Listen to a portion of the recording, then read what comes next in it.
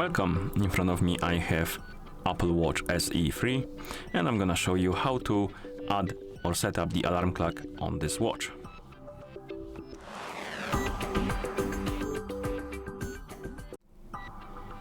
First we need to open the menu on our watch, and you can do it by pressing the crown button.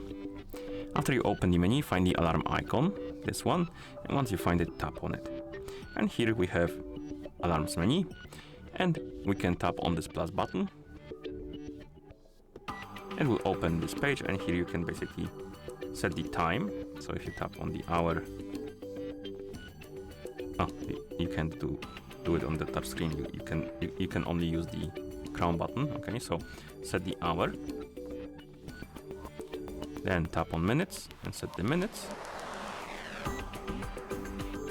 And once you set the time on which the alarm should go off, tap on the check mark, and here we have our alarm. You can turn it on or off. You can tap on it to change some settings for it. We can change the time, we can change the repeat option, and we have every day, weekend, or other weekdays and weekends. Or you can select specific days. Okay. Next we have the label. You can basically assign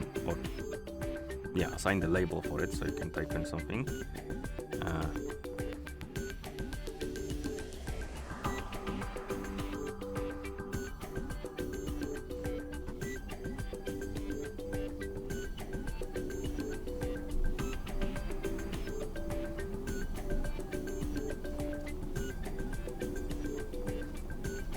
Okay.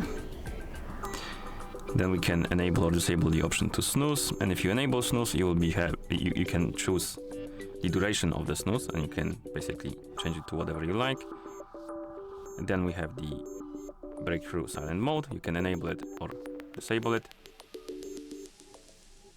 And once you're done, you can go back to the menu.